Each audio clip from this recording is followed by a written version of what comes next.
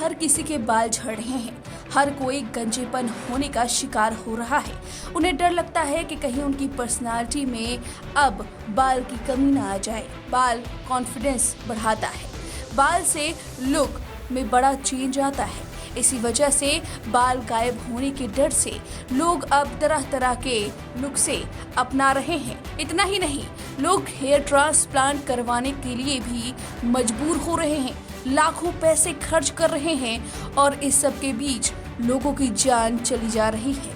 आखिर बाल पाने की ख्वाहिश में कौन सी वो गलती कर रहे हैं जिससे उनकी जान पर बना रही है। आज आपको इस पूरे वीडियो में बताएंगे कि आपके बाल अगर झड़े रहे हैं या आप गंजेपन के शिकार हैं तो आपको कैसे सावधानी बरतनी है।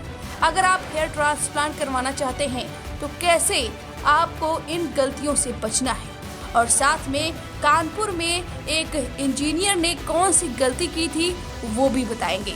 जी हाँ, कानपुर के पनकी पावर हाउस में सहायक इंजीनियर विनीत दुबे की हेयर ट्रांसप्लांट के दौरान मौत हो गई थी। 13 मार्च को एक निजी क्लिनिक में वो इलाज कराने गए थे। डॉक्टर ने उन्हें इंजेक्शन दिया, जिसके बाद उनके चेहरे में सूजन आ गई और तबीयत बिगड़ने लगी। हालत गंभीर होने पर उन्हें अस्पताल में भर्ती कराया गया, जहां उनकी 14 मार्च को मौत हो गई। घर वालों का आरोप है कि इलाज ठीक से नहीं किया गया और डॉक्टर मरीज को अस्पताल में छोड़कर भाग गए। मृतक की पत्नी ने कई बार पुलिस से शिकायत की, लेकिन कार्रवाई नहीं हुई।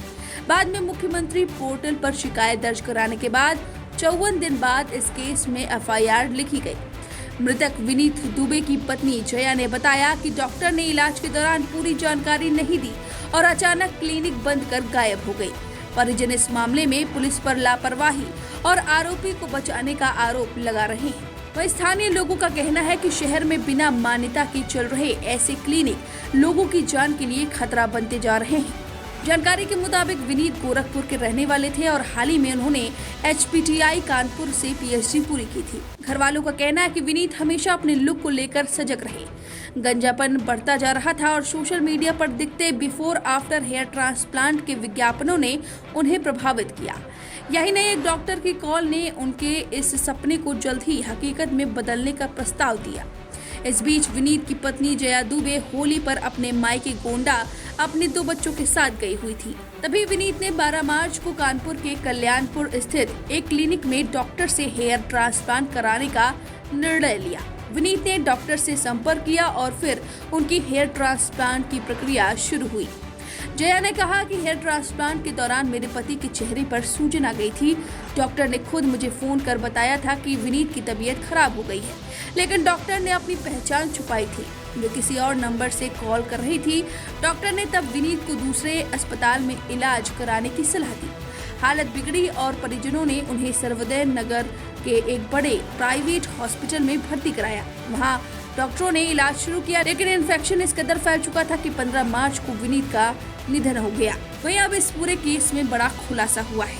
दरअसल हेयर ट्रांसप्लांट करने के दौरान जो एनेस्थीसिया सिर पर लगाया जाता है, उस वक्त पूरे सिर को कवर किया जाता है, लेकिन डॉक्टर ने ऐसा नहीं किया था।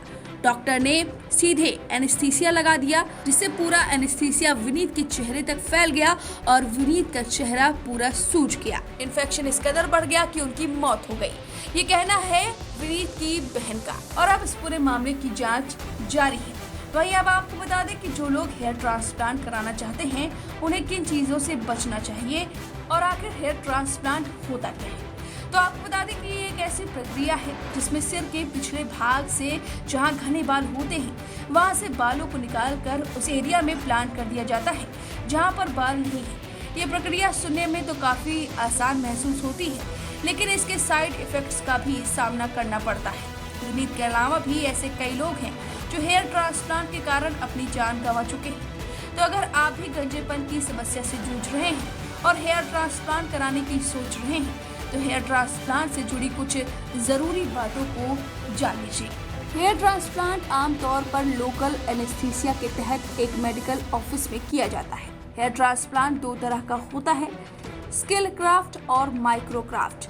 स्किल ग्राफ्ट में हर ग्राफ्ट 4 से 10 बाल होते हैं, वहीं कवरेज के आधार पर माइक्रो ग्राफ्ट में हर ग्राफ्ट 1 से 2 बाल होते हैं। वहीं हेयर ट्रांसप्लांट हर किसी के लिए नहीं होता है। उन्हीं लोग को फायदा करता है जो गंजेपन से जूझ रहे हैं और महिलाएं जिनके बाल काफी पतले हो चुके हैं। जिन लोगों के जलने या चोट लगने की वजह से बाल झड़ गए हैं, वो हेयर ट्रांसप्लांट के दौरान इन दिक्कतों का सामना कर सकते हैं। आमतौर पर हेयर ट्रांसप्लांट के साइड इफेक्ट्स काफी हल्के होते हैं और कुछ हफ्तों के बाद अपने आप ही ठीक हो जाते हैं।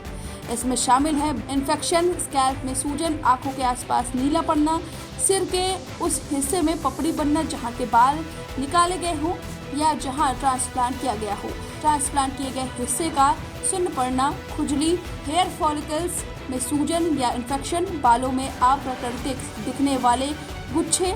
वही किन लोगों को आखिर हेयर ट्रांसप्लांट नहीं करना चाहिए, ये भी जान लीजिए। जिन लोगों की दवाइयाँ या कीमोथेरेपी के कारण बाल झड़ रहे हैं, उन्हें हेयर ट्रांसप्लांट नहीं कराना चाहिए।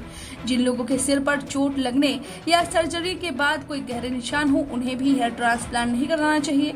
जिन महिलाओं के सिर में हर जगह में बाल झड़ रहे हैं, उन्हें भी ऐसे हेयर ट्रांसप्लांट नहीं कराना चाहिए। वहीं आखिर हेयर ट्रांसप्लांट के बाद होता क्या है? तो बता दें कि आपके स्कैल्प में दर्द हो सकता है और आपको हेयर ट्रांसप्लांट सर्जरी के बाद दवाइयां लेने की जरूरत हो सकती है, जैसे दर्द की दवाइयां, इन्फेक्शन के खतरे को कम करने के लिए एंटीबायोटिक्स, सूजन को कम रखने के लिए एंटी इन्फ्लेमेटरी दवाइयां। हेयर ट्रांसप्लांट करवाते समय आपको इन बातों का ध्यान रखना चाहिए कि यह प्रक्रिया एक मान्यता प्राप्त और अच्छे अस्पताल में सर्जरी प्रोटोकॉल के साथ की जानी चाहिए। हेयर ट्रांसप्लांट करवाते समय ध्यान रखें कि योग्य डॉक्टर से ही सर्जरी करवाएं जिनके पास लाइसेंस हो।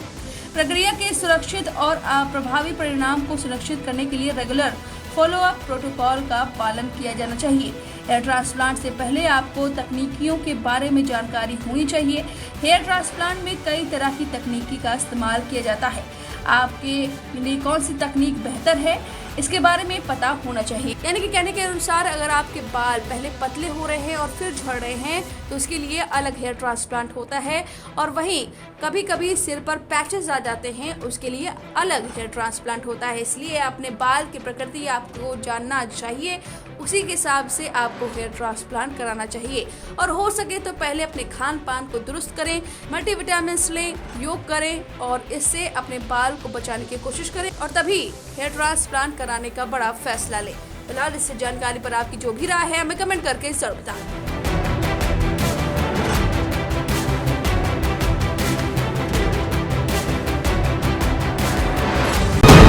वीके न्यूज, राष्ट्र के नाम।